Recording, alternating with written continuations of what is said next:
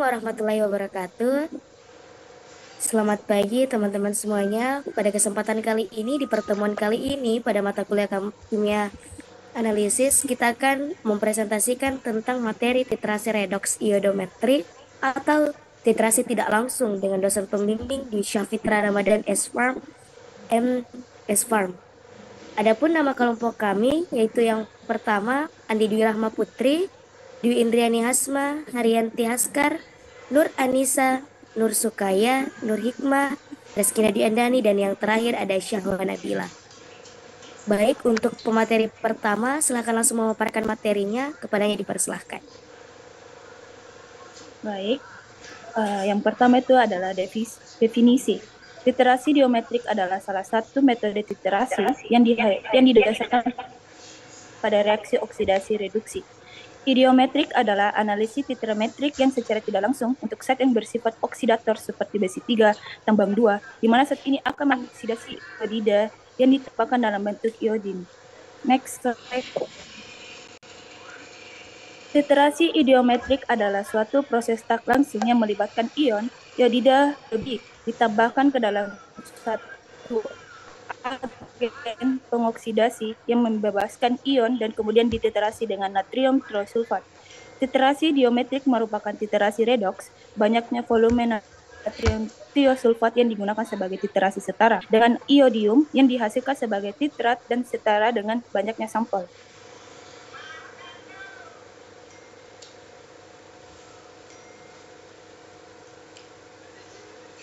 Baik, saya akan membacakan tentang prinsip titrasi iodometri atau redoksimetri, termasuk dalam titrasi dengan cara tidak langsung. Dalam hal ini, ion iodida sebagai pereduksi diubah menjadi iodium yang nantinya dititrasi dengan larutan baku Na2S2O3. Cara ini digunakan untuk penentuan oksidator.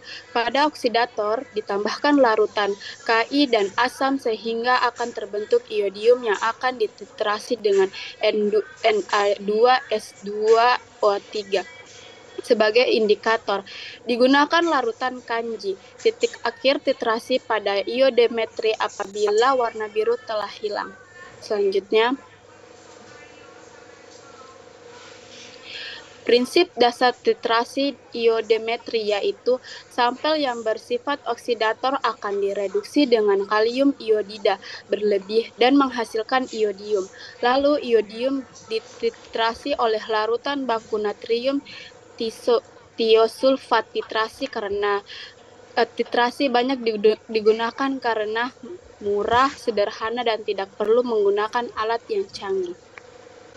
Selanjutnya ada reaksi, di mana pembakuan natrium triosulfat KiO kalium iodid bereaksi dengan kalium iodida dalam suasana asam SO4, menghasilkan I2 iodium, K2SO4 kalium sulfat, dan H2O. I2 yang terbentuk 2O3. Nah, I2 yang dihasilkan dari reaksi pertama akan bereaksi dengan Na2S2O3 atau natrium triosulfat, akan mereduksi I2 menjadi 2NaL, 2NaI, dan teroksidasi menjadi Na2SO4O6 atau natrium tetrahionat. Nah, tujuan pembakuan itu untuk menentukan konsentrasi akurat dari larutan natrium triosulfat. Selanjutnya, penetapan kadar CuSO4 5H2O atau tembaga 2 sulfat pentahidrat, di mana Cu2SO4 5H2O bereaksi dengan kalium iodida menghasilkan tembaga 1 iodida atau CuI, I2 iodium, dan K2SO4 kalium sulfat, dan H2O.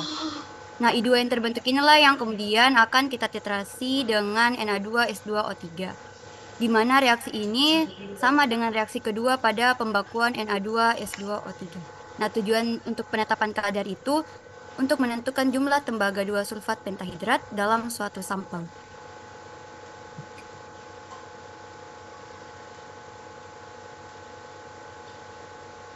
Iya, baik. Selanjutnya metode.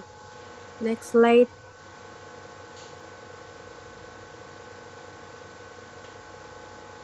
Metode melalui titrasi tidak langsung ini, semua oksidator yang akan ditetapkan kadarnya direaksikan terlebih dahulu dengan ion iodide berlebih, I-, sehingga I2 dapat dibebaskan. Selanjutnya, I2 yang dibebaskan ini dititrasi dengan larutan baku sekunder Na2S2O3 dengan indikator amilum. Saya kembalikan.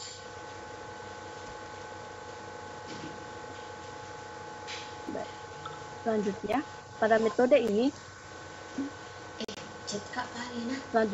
pada metode ini larutan harus dijaga supaya pH 8 karena dalam larutan alkali iodium bereaksi dengan hidroksida OH- menghasilkan ion hipoidit yang akhirnya menghasilkan iodidat menurut reaksi. I2 tambah OH- menghasilkan HI tambah IO-, 3 IO- menghasilkan IO3- tambah 21-. Next slide. Indikator amilum atau kanji yang dipergunakan harus ditambahkan mendekati titik akhir titrasi. Penambahan amilum di awal titrasi akan menyebabkan terbentuknya ioamilum, akan membentuk kompleks warna biru yang tidak larut dalam air dingin, sehingga akan menyebabkan titra semakin bertambah. Untuk memutus ikatan kuat senyawa, kompleks tersebut akan mengganggu penetapan kadar sampel.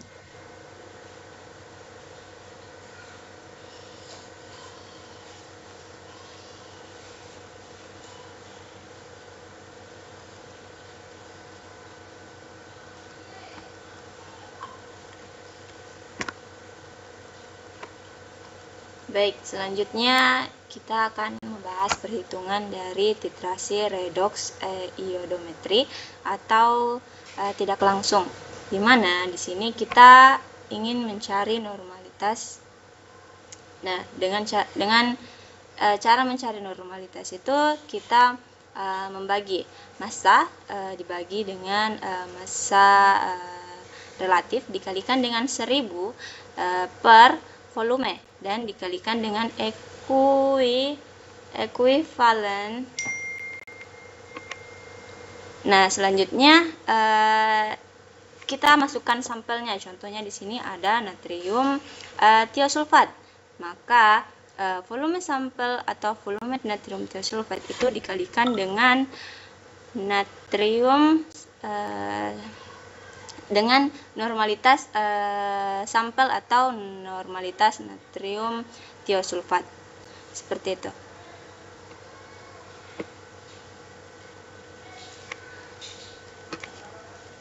Oke, baik, kita masuk ke dalam contoh soal perhitungan. Untuk soalnya adalah sebuah sampel CuSO4 dengan massa 0,5 gram dilarutkan dalam air dan direaksikan dengan kalium iodida atau Ki berlebih. Iodium yang terbentuk kemudian dititrasi dengan larutan natrium tiosulfat atau Na2S2O3 dengan konsentrasi 0,1 molar dan memerlukan 25 mili untuk mencapai titik akhir titrasi. Nah, pertanyaannya, hitung kadar tembaga atau Cu dalam sampel tersebut. Dalam soal diketahui untuk atom relatif dari tembaga atau Cu ini adalah 63,5 gram per mol. Nah, untuk menghitung kadar tembaga atau Cu dalam sampel CuSO4, kita perlu melalui beberapa langkah berdasarkan reaksi kimia yang terjadi. Pertama, untuk reaksi kimia terjadi adalah ketika CuSO4 direaksikan dengan Ki atau kalium iodida. Ion Cu2+ akan mengoksidasi ion iodida atau I- menjadi iodium atau I2. Oke, reaksi yang terjadi adalah 2Cu2+ ditambah 4I- menghasilkan 2Cui ditambah I2. Nah, I2 ini nanti ataupun I2 yang terbentuk akan dititrasi dengan natrium tiosulfat yakni Na2S2O3 sesuai dengan arahan soal tadi. Nah, reaksi yang terjadi antara iodium dengan tiosulfat adalah I2 ditambah 2S2O3 2- menghasilkan 2- plus S4O6 2-. Nah, dari persamaan ini kita bisa melihat bahwa untuk 1 mol iodium atau 1 mol I2 bereaksi dengan 2 mol ion tiosulfat atau S2O3 2-. selanjutnya kita menghitung jumlah mol tiosulfat atau Na2S2O3. Oke, di soal tadi diketahui bahwa untuk larutan Na2S2O3 memiliki konsentrasi 0,1 molar dan volume yang digunakan untuk mencapai titik akhir titrasi adalah 25 mili. Oke, itu yang diketahui. Jadi kita bisa menghitung untuk mol tiosulfat adalah molaritas dikalikan dengan volume titik akhir titrasi. Menghasilkan 0,1, kita substitusi tadi yang diketahui untuk molaritasnya adalah 0,1 mol dikali per liter dikalikan dengan volume titik akhir titrasi 25 mili, kita ubah menjadi liter, 0,025 liter, menghasilkan 0,0025 mol. Oke, jadi untuk mol Na2S2O3 itu kita menghasilkan 0,0025 mol. Oke, selanjutnya kita menghitung jumlah mol yodium atau I2 berdasarkan stoikiometri reaksi yang terjadi antara yodium dan juga tiosulfat. Kita bisa melihat bahwa untuk 1 mol yodium bereaksi dengan 2 mol tiosulfat. Jadi untuk mencari mol yodium adalah 1/2 dari mol Na2S2O3. Nah, sudah kita dapatkan tadi kan mol Na2S2O3 adalah 0,0025 mol. Jadi untuk mol yodium atau mol I2 adalah mol Na2S2O3 bagi 2. Kita substitusi tadi sama dengan 0,0025 dibagi 2 menghasilkan 0,00125 mol. Jadi untuk mol yodium adalah 0,00125 mol. Oke, next slide. Selanjutnya kita menghitung jumlah mol dari Cu2+. Nah, berdasarkan stoikiometri reaksi antara Cu2+ dan yodida atau imin, kita bisa melihat bahwa untuk 2 mol Cu2+ itu menghasilkan 1 mol yodium atau I2. Jadi untuk jumlah mol Cu2+ yang ada dalam sampel bisa dihitung, yakni 2 kali mol yodium atau I2. Kita substitusi tadi untuk mol yodium adalah 0,00125. Jadi 2 dikali 0,00125 akan menghasilkan 0,0025 mol. Jadi untuk mol Cu2+ adalah 0,0025 mol. Selanjutnya kita akan menghitung massa Cu dalam sampel. Oke, setelah kita mengetahui jumlah mol Cu2+, kita dapat menghitung massa Cu dengan menggunakan massa atom Cu. Nah, tadi disoalkan diketahui untuk atom relatif Cu adalah 63,5 gram per mol. Jadi untuk menghitung massa Cu adalah mol Cu2+ dikalikan dengan atom relatif Cu. Nah, untuk mol Cu tadi adalah 0,0025 mol dikalikan dengan air Cu, di mana air Cu adalah 63,5 gram. Kita substitusi, akan menghasilkan 0,15875 gram. Jadi untuk massa Cu adalah 0,15875 gram. Oke. Karena soal mengatakan bahwa yang ditanyakan adalah kadar Cu dalam sampel, jadi untuk kadar Cu dalam sampel itu dapat dihasilkan dari perbandingan antara massa Cu yang telah dihitung dengan massa sampel CuSO4 yang digunakan. Nah, di soal diketahui bahwa untuk massa sampel CuSO4 yang digunakan adalah 0,5 gram. Nah, maka untuk mencarinya adalah massa Cu yang telah dihitung dengan massa sampel CuSO4 yang digunakan dikalikan 100% untuk mendapatkan persen massa. Jadi untuk kadar Cu sama dengan kita substitusi tadi, untuk massa Cu adalah 0,15875 dibagikan 0,5 didapatkan dari soal diketahui adalah massa sampel CuSO4 dikalikan dengan 100% akan menghasilkan 31,75%. Jadi kesimpulannya untuk kadar Cu dalam sampel CuSO4 adalah 31,75%. Saya kembalikan untuk materi selanjutnya.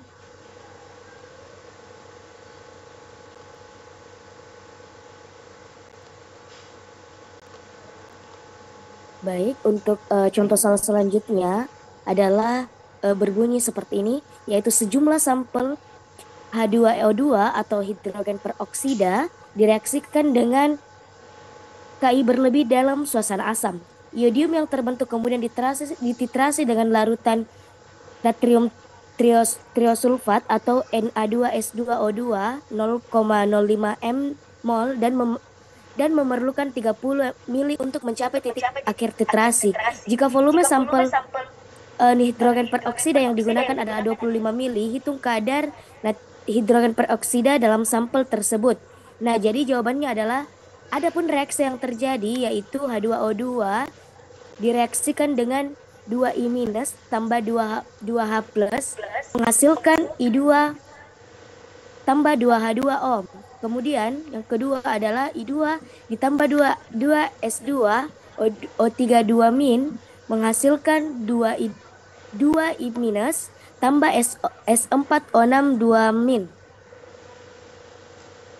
Kemudian setelah diketahui reaksi yang terjadi, kemudian kita menuju untuk menentukan mol Na2S2O3-. Adapun rumus yang digunakan adalah molaritas dikali volume dengan satuan itu dalam liter. Jadi sama dengan 0,05 mol dikali 0,03 liter sama dengan 0,0015 mol. Kemudian selanjutnya setelah kita menentukan mol Na2S2O3 atau natrium triosulfat, kita kemudian menentukan lagi mol dari I2. Berdasarkan persamaan reaksi kedua, yang tadi yang saya sebutkan, perbandingan mol I2 dan Na2S2O3 adalah 1 dibagi 2, jadi mol I2 sama dengan 0,015 mol. Dibagi 2 menghasilkan 0,0075 mol. Kemudian setelah itu kita kemudian menentukan lagi mol H2O2 atau hidrogen peroksida.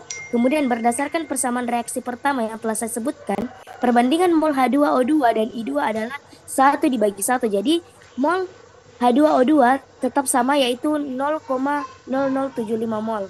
Kemudian selanjutnya menentukan massa H2O2. Massa H2O2 atau hidrogen peroksida sama dengan mol H2O2 dikali MR H2O2 sama dengan 0,0075 mol dikali 34 gram per mol menghasilkan atau sama dengan 0,0255 gram. Kemudian yang terakhir menghitung kadar H2O2 dalam sampel. Nah, bagaimana caranya? Yaitu massa H2O2 per volume sampel H2O2 dikalikan dengan 100% sama dengan 0,0255 gram per 25 gram dikali 100%, itu kita dapat 0,102%. Jadi bisa diketahui dan dapat ditarik bahwa kadar H2O2 atau kadarnya hidrogen peroksida ini di dalam sampel adalah 0,102%. Nah, mungkin dari materi yang saya sampaikan tadi, saya menjadi pemateri akhir dalam presentasi dari titrasi ini. Dari materi kelompok kami, mungkin dapat teman-teman sekalian perhatikan materi dan semoga apa yang telah disampaikan tadi bisa menjadi bahan pembelajaran teman-teman dalam mata kuliah kimia analisis ini. Mungkin itu saja dari kami, dari presentasi kelompok kami. Lebih dan kurangnya mohon dimaafkan karena kesempurnaan hanya milik Allah Subhanahu wa taala. Sekian, wassalamualaikum warahmatullahi wabarakatuh.